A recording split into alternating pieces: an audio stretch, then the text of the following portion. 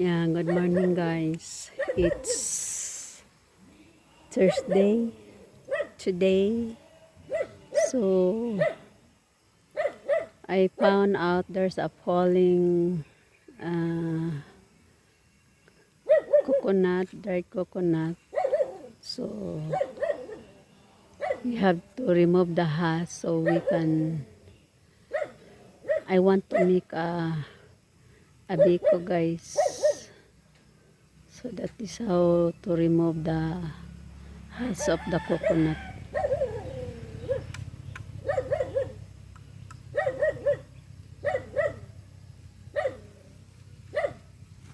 The dog keeps on barking.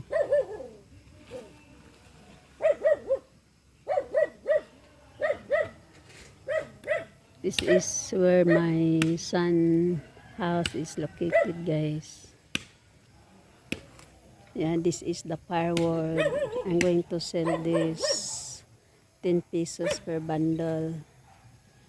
Yeah. That's the house of my son. Yeah. House of my son. That one is small one. The one that is, you can see higher, that's the neighbor.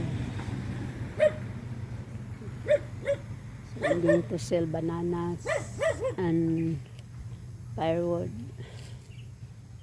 This is a falling tree, so I make it as a firewood so I can make money. So this is how you make you remove the husk of the coconut manually guys. This is how we did it here in the farm.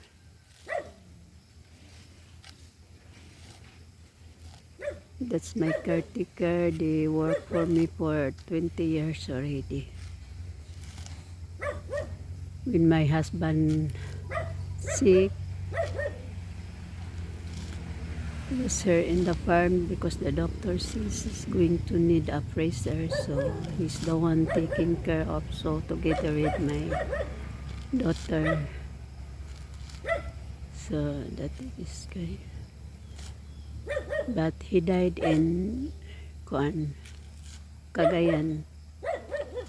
I bring him to Cagayan in Polymedic Hospital.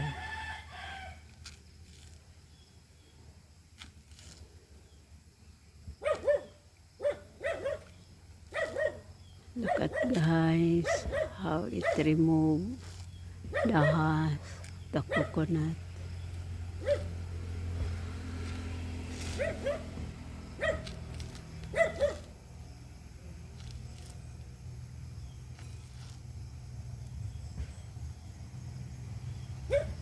Okay.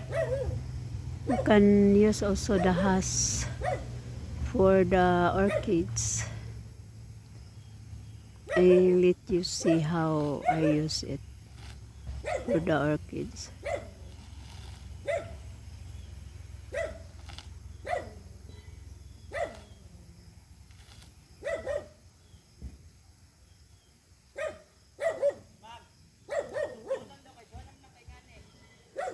Dala na, kwaon tara na, apila lang nag-aw. Ayaw na si Pia. Ayaw si Pia, kaya toray bitay.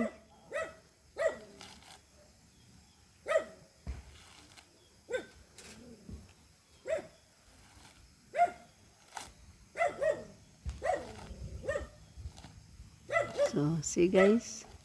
See. Okay. Okay. Okay. Okay, it's done. Okay guys, it's Mama Lu. Oh, unang ipakyaw nila. Exercise. Mahal tayo. Mauna na ha, okay na na siya.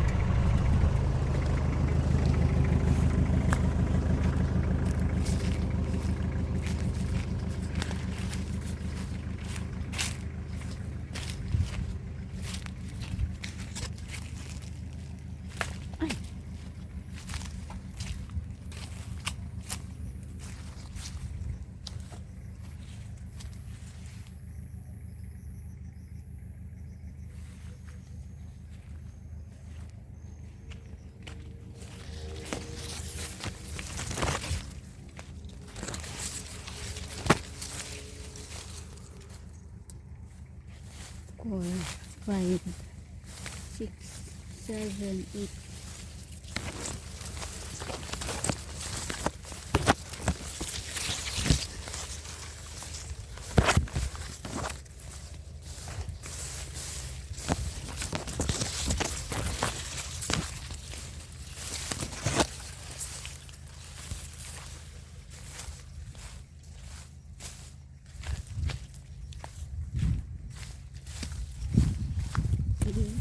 Katadlin and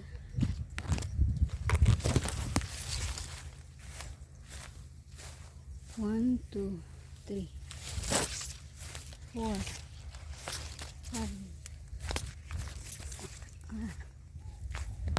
Okay.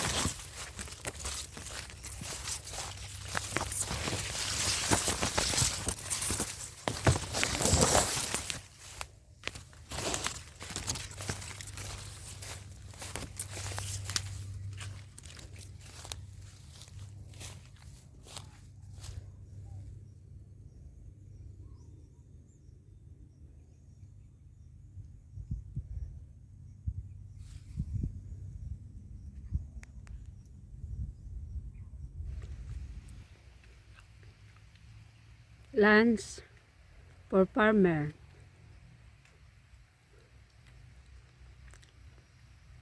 Stop working, helping them because I cannot sustain the sun, heat of the sun, and I cannot continue working anymore, guys. I'm weak. I'm too old also. They are there having puna. Bread.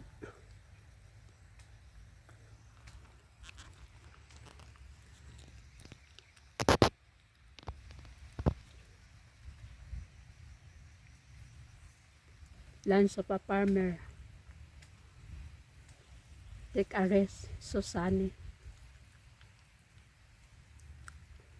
I cannot sustain the anymore. Continue working. I'm getting older.